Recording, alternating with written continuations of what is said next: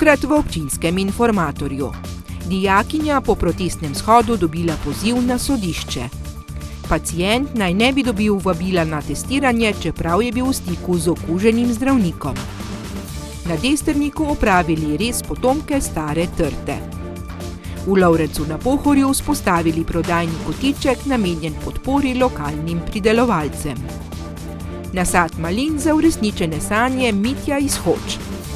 Nevaren objekt na Jezdarski še propada, občina želi razlastiti lastnika. Lepo pozdravljeni. Mariborski dijaki so 9. februarja spontano imeli zborovanje na Trgu Svobode v Mariboru, potem ko se je za tisti dan napovedal vseslovenski bojkot šolanja na daljavo. Zdaj pa so skoraj mesec dni potem nekateri, ki so bili tisti dan na lokaciji, dobili pozive na sodišča in celo plačilne naloge za 400 evrov. Mariborski dijaki so sicer pomoč poiskali pri pravni mreži za varstvo demokracije. Pred našo kamero je stopila 17-letna dijakinja, ki je zadevo pojasnila. Nekateri mariborski dijaki, ki so v začetku februarja na mirnem shodu pozivali k odprtju srednjih šol, se bodo zaradi tega morali zdaj zagovarjati na sodišču. Nekaj nas je imelo transparente, s prijateljem sva imela megafon tudi. Jaz sem v začetku nagovorila protestnike, tako ful na hitro. In potem so v bistvu po tem nagovoru do nas prišli policaji, ki so zahtevali, da se identificiramo. In pač zagotavljali so nam, da je to nek rutinski proces. Mi smo jih še vprašali, torej, če niso se nam predstavili, potem pa smo jih vprašali, kaj točno, če kaj kršimo. In so povedali, da ne, da gre za neko rutino, ki je pač potrebno izvesti. Čez nekaj dni pa šok. Pričakalo jih je vabilo na sodišče, nekatere celo več 100-evrske kazni. Smo na dom prejeli v bistvu obdolžilne predloge, ki so bile podane na Okrajno sodišče v Mariboru na oddelek za prekrške. In to v bistvu pomeni, da smo se znašli, mi, ki smo mladoletni v sodnem postopku, zdaj nekateri so že dobili točen datum, da se bo ta proces izvedel na sodišču. Jaz osebno še ne, ampak ga pač pričakujem v kratkem. Dijakinja mariborske druge gimnazije nam pove, da jih policisti na licu mesta niso pozvali, naj prenehajo z domnevnimi kršitvami. Srečanje v Mariboru se je udeležilo okoli 100 ljudi, a policisti naj ne bi obravnavali vseh. Pa sploh tu je še en ta element, da smo v bistvu bili popisani samo tisti, ki smo se izpostavljali na način, da smo izražali svoje mnenje.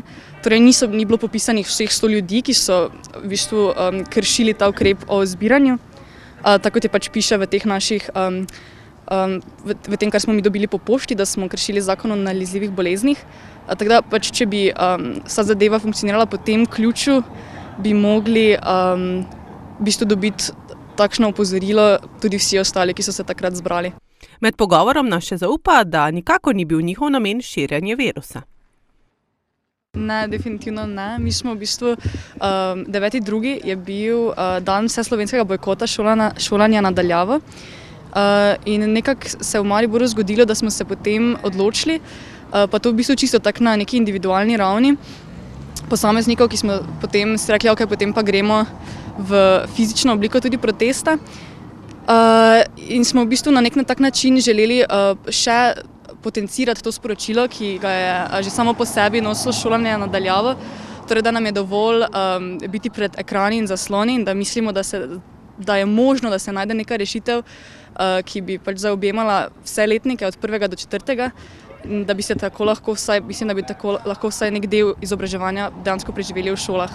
Sogovornica nam poudarja, da so na upoštevanje epidemioloških ukrepov v času protesta še posebej opozarjali, ohranjali medsebojno razdaljo in nosili maske. Medtem ko na UKC Maribor pravijo, da so obvestili vse paciente, ki so bili v stiku z okuženim zdravnikom z južnoafriškim sevom covida, je na Facebooku zaokrožila zgodba pacienta, ki trdi, da je bil v ambulanti, a da ni prejel nobenega obvestila ali vabila. Sprašujemo pa se tudi, ali je vodstvo kliničnega centra ukrepalo proti zdravniku in kako. Vodja enote za obvladovanje bolnišničnih okužb v UKC Maribor je v ponedeljek v uradni izjavi dejala, da so obvestili vso zdravstveno osebje, pa tudi vseh 17 pacientov, ki so bili prejšnji teden v ambulanti pri zdravniku okuženim z južnoafriškim sevom. Na enak način smo poiskali tudi paciente, ki so bili pregledani v ambulanti. Njih smo obvestili, jih povabili na testiranje. Prvi odziv ni bil, na prvi povabilo se niso vsi odzvali, predvidevam, da se bo da se bojo v večjem številu odzvali na drugi termin, ampak pač to je njihova osebna odločitev. Dodala je še, da so se 3 odzvali, ali so drugi odšli kam drugam na testiranje, pa ni vedela. Na trditve kliničnega centra, da so obvestili vseh 17 pacientov, pa se je na družbenem omrežju odzval uporabnik, ki pravi, da je bil v ambulanti, a da ga ni nihče obvestil niti po več kot 1 tednu. Knezova je sicer v ponedeljek še dodala, da pacientom niso odredili karantene. Ne, epidemiologi se niso odločili za karanteno v tem trenutku. Ni pa seveda v naši moči, da bi to odrejali. Koliko pacientov pa je prišlo, oziroma koliko skupaj je bilo teh pacientov, pa koliko se jih je odzvalo? Bilo je 17 pacientov, ker je pač nekateri so oddaljeni, gre za paciente iz vzhodne Evrope, vzhodne Slovenije, seveda niso prišli vsi, mogoče tudi zaradi oddaljenosti. Ob ugotavljanju, ali je mariborski zdravnik, ki se je okužil z južnoafriškim sebom v Namibiji, pri nastopu dela ravnal v skladu z vsemi preventivnimi ukrepi, so v UKC Maribor uvedli upravno-epidemiološki nadzor. Glede na to pereče vprašanje je bila ustanovljen upravno-epidemiološki nadzor, katerega namen je, da pač odkrije, če je ta zdravnik morebiti naredil kakšno napako pri presoji ali odločanju. Tako da to bomo natančno pogledali, zagotovo pa ne bi mogli reči, da je kršil pravila morebitne karantene. Po poročanju nekaterih medijev naj bi sicer vodstvo kliničnega centra kaznovalo Voršiča, ki naj bi v Namibiji izvedel nekaj operacij brez dovoljenja vodstva UKC.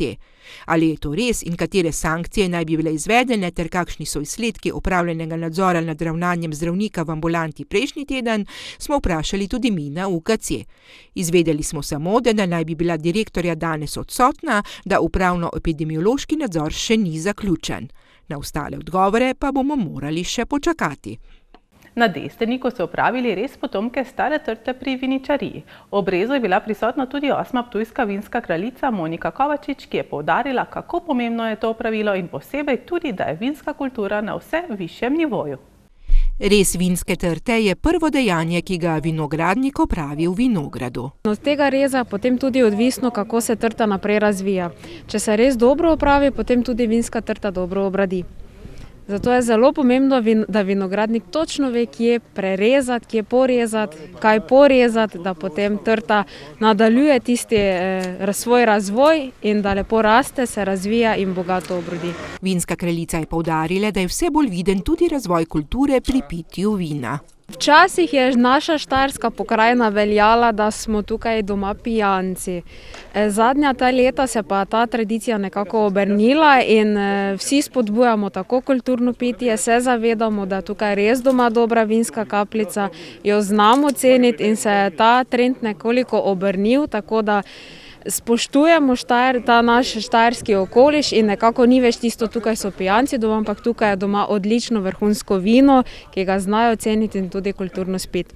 Da je potomka stare trte na Desterniku v res dobrem stanju, pa je potrdil njen skrbnik. Prva leta je sicer bil nek problem, ampak mogoče tudi zaradi tega potomka trmasta in je zaradi tega tudi se lepo razvijala in ponosni smo na to trto tukaj pri viničariji, tudi glede na to, kje smo jo takrat posadili. Jaz sem bil sicer malo skeptičen, ampak očitno, če se ti boriš, si boljši, lepši, večji. Na potomko stare trte je ponosen tudi desterniški župan. Zelo ponosen na to, ponosen tudi na takratnega župana Franca Kanglerja, ki nam je potomko tudi podaril z certifikatom. Kot vidite, nekako imam občutek, da ta na Desterniku še lepše in boljše raste kot pa kjerkoli drugje. Očitno dva Franca, takrat dva župana, to očitno tudi malo pomaga. No in še nekaj moram povedati, ta naša potomka je dala že toliko cepičev, da smo 80 trt vsadili, to pomeni te potomke, doli pod občinsko stavbo, ker je tako imenovani občinski vinograd in seveda tudi ta bo torej dajal v bodoče to žlahtno kapljico. Tako ena kot druga je ta prava rcnija proti covidu. Covid ne bo, trta pa bo. Za občinski vinograd zdaj skrbi turistično društvo. Člani društva smo tudi se odločili, da bomo tisti vinograd obdelovali. V letošnjem letu že računamo na, upamo na nek pridelek in potem bo tudi že se dalo poskusiti to kapljico, ki bo tam se pravi dozorela oziroma zrasla. Upajo, da bo občinski vinograd uspeval še dolga leta. Občinski vinograd je torej na takšnem prostoru, tiste tudi občinska zemlja in seveda tako bo še dolga leta, tudi če hočete 400 let pod nas ostalo in verjamem, da bo torej razveseljeval naše občanke in občane, predvsem ob bom rekel, prijetnem delu, tako kot je res, trgatev, potem prešanje. Upam, da bomo že drugo leto imela tudi prešo, tisto staro, pravo prešo in bomo potem bom rekel, nekako zaključili to viničarijo z prešo in vinogradom. In seveda, da bodo dobili žlahtno občinsko kapljico, s katero bodo lahko promovirali Destrnik. Občina Lovrenc na Pohorju se trudi podpirati lokalne pridelovalce v njihovem kraju. Zato so se odločili, da nabavijo hladilnik in vzpostavijo prodajni kotiček, kjer so občanom na voljo namenjene lokalne dobrote. Na Lovrenški zadrugi je odslej na voljo hladilnik namenjen domačim izdelkom. Vedno znova smo presenečeni, kako pestro ponudbo in kakšne okusne dobrote ponujajo ponudniki v naši lokalni skupnosti. In odločili smo se, da podpremo njihovo idejo o vzpostavitvi nekakšnega prodajnega kotička, kjer bi lahko bile lokalne dobrote na razpolago občanom naše občine. Idejo so na občini brez pomisleka podprli, saj se zavedajo, kakšnega pomena je podpora pridelovalcem. Sedaj so tukaj na razpolago pridelki, ki jih ustvarjajo ustvarjalci, pridelovalci v naši občini. S tem spodbujamo njihovo dejavnost in konec koncev kupujemo cenejša živila, bolj zdrava, bolj okusna, pa konec koncev tudi z manjšim ogljičnim odtisom. Izdelki se vsakodnevno osvežujejo, za njih pa skrbijo proizvajalci sami. V desni strani je hladilnik, kjer ponujajo izdelke lokalni pridelovalci. Poleg tega je tukaj nekaj poličk, kjer razstavlja tudi pridelovalka naših lovrenških testenin in pa pripravljavka kruhov na tradicionalni način z drožmi, St. Lawrence. Izdelki so tu na razpolago, vsakodnevno se osvežujejo, skrbijo lastniki sami oziroma pridelovalci, da so izdelki v roku trajanja. In tukaj je največja izbira kar lokalnih pridelkov v kraju. V občini Lovrenc na Pohorju je trenutno okoli 15 lokalnih podjetnikov. Pridelovalcev, ki se ukvarjajo z nekimi izdelki, ki jih lahko v lokalnem okolju kupimo, je kar nekaj. Je pa res, da vsi niso se odločili za bi rekel, ponudbo izdelkov v tem prostoru. Okrog 10 do 15 jih je stalno prisotnih, da se dobiti pridelke na njihovih lokacijah, torej na lokacijah kmetij. Tukaj jih pa ponuja enih 5 pridelovalcev, ki so stalno prisotni s ponudbo v tem prostoru. Tudi župan se trudi, da vse pogosteje nakupuje lokalne izdelke. Ja, nakupujemo lokalne pridelke občasno. Za vsak nakup se ne potrudiš, da greš ravno na to lokacijo in izbereš to, kar lokalna srednja ponuja. Vsekakor pa v koncu tedna, ko je več časa, ko si vzameš čas, da greš na nek sprehod, se sprehodiš do prostora, kjer je to na razpolago. V epidemiji smo številni začeli raje posegati po domačih izdelkih. Globalno razmišljanje je tisto, da je potrebno lokalno pridelavo spodbujati. Torej, če kupiš lokalno, spodbudiš kmeta, ki lokalno prideluje, mu omogočiš na nek način, da živi, preživi.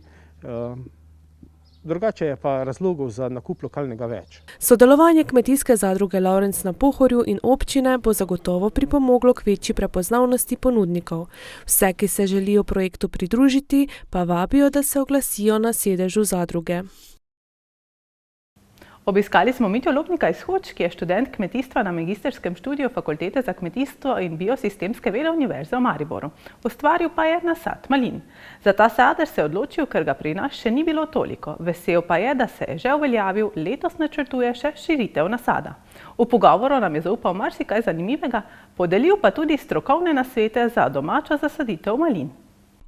Mitja nam zaupa, da sam ne prihaja iz kmetijstva, a da ga to izjemno veseli. V najem je tako vzel obdelovalno površino v domačem kraju in začel z delom. Zgodba se mogoče na nek način razlikuje od zgodb mojih vrstnikov in ostalih posameznikov, saj se v bistvu ne prihajam iz kmetije. Sem študent kmetijstva, trenutno končujem magisterski študij na Fakulteti za kmetijstvo in biosistemske vede in tudi sam sem se odločil, da bom poiskal moje izkušnje v praksi, ker menim, da teorija v današnjem času ne zadostuje potreb nadaljnega raziskovanja. V nasadu, kjer nas je sprejel, je trenutno veliko dela. Glavna dela v nasadu malin so vsekakor poleti v času obiranja.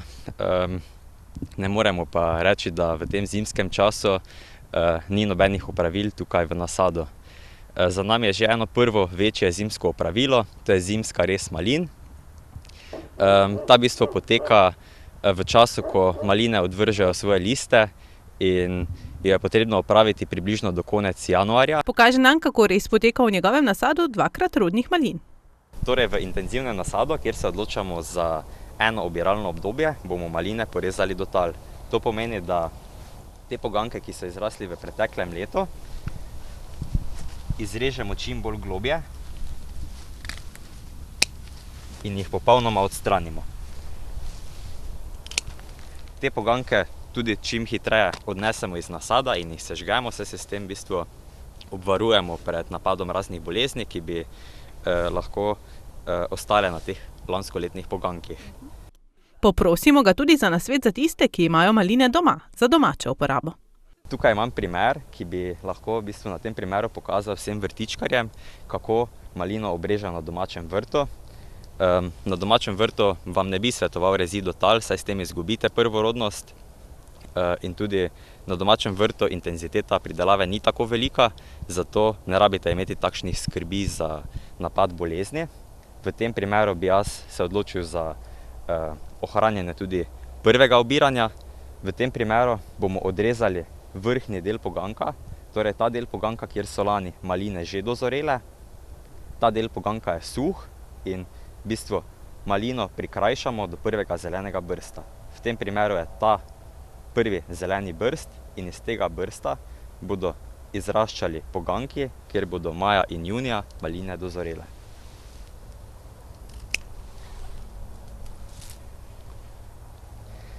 Pomembno pa je tudi, da v nasadu oziroma na domačem vrtu izrežemo tudi vse suhe poganke.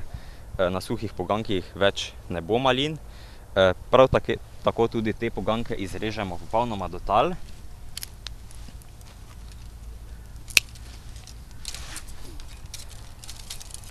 In jih odnesemo iz domačega vrta in je tudi primerno, da jih zažgemo. Mitja Lobnik poudari, da je izredno pomembno, da uporabi organska gnojila, saj s tem težijo k izboljšanju in vzdrževanju kakovosti tal. Takšna tla bodo vzdržala več vode, sproščala pa bodo rastlinjem dostopna hranila in v vseh pogledih pozitivno vplivala na razvoj sadik in kakovost plodov. Sam težim k tem, da bi se čim bolj približal ekološki pridelavi. Ekološka pridelava ni enostavna zadeva, v bistvu velja za najzahtevnejši način pridelave, kateremu je potrebno v današnjem času posvečati čim več pozornosti. Eden izmed teh ukrepov, da sem se lahko približal ekološki pridelavi, je ta, da sem v bistvu postavil te visoke tunele, to so premični plastenjaki, s katerimi sem zaščitil maline pred padavinami, ki bi lahko povzročale napad sive plesni in ostalih nevarnih bolezni malin. Druga stvar, katero pač je tudi priporočeno uporabiti, je organsko gnojilo. Sam sem se odločil, da bom v letošnjem letu uporabil preprel hlevski gnoj, torej kompost, s katerim bom pognojil medvrstne prostore med malinami. Ta sadež v sebi skriva tudi izjemno veliko vitaminov. Malina velja za eden izmed najbolj zdravilnih sadežev, če se lahko tako izrazim. V bistvu maline vsebujejo en kup sekundarnih metabolitov, sem spadajo vitamini, minerali, antioksidanti in kot vemo, prišel je čas korone, kjer lahko še posebej izpostavimo, kako pomembna je skrb za naše zdravje. Zato vsi tisti, ki so poleti kupili maline in so jih tudi zamrznili, jih lahko tudi v tem času, ko niso dostopne, uživajo. V pretekli sezoni je maline prodajal preko družbenega omrežja. Letos pa se želi pojaviti tudi na pohorski tržnici, ki je le streljaj oddaljena od njegovega nasada. To je zelo pomembno, saj je v bistvu cilj moje pridelave, da ponudim naši občini Hoče - Slivnica lokalno pridelano sveže sadje, ki ne prepotuje tisoče kilometrov, preden ga potrošnik zaužije. V načrtih za prihajajoča leta ima tudi kakšne izdelke iz malin. Pravi, da za vse bo čas, a stopa korak za korakom.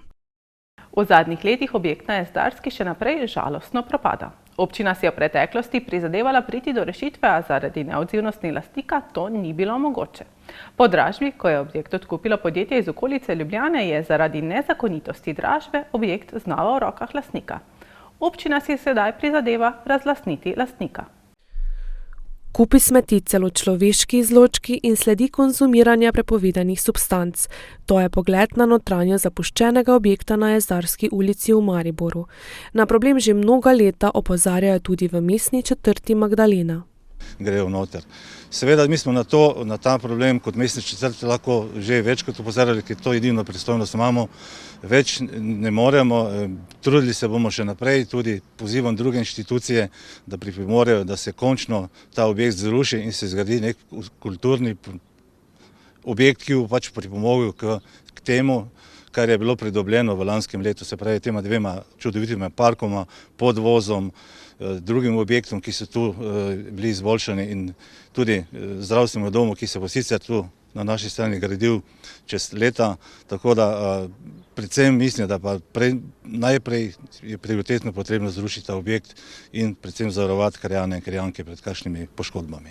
Glede tega, kakšni stanju je objekt, zdaj, če boste pogledali in boste posneli kadre, vidite tudi ostanke gorenja, požarov, tako da iz tega požarno-varstvenega vidika je tudi objekt zelo nevaren za okolico.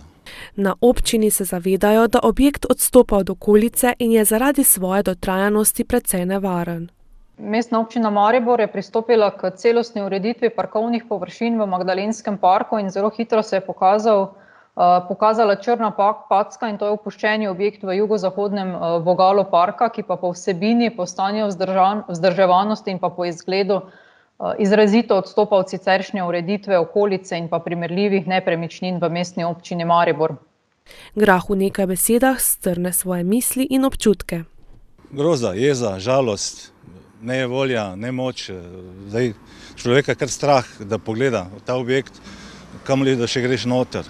Želeli so skleniti dogovor o ureditvi ali odkupu objekta, a lastnik ni pripravljen sodelovati. Skladno z zakonom o urejanju prostora ima lokalna skupnost možnost razlastitve in slednjega smo se tudi poslužili oziroma se želimo poslužiti v tem primeru.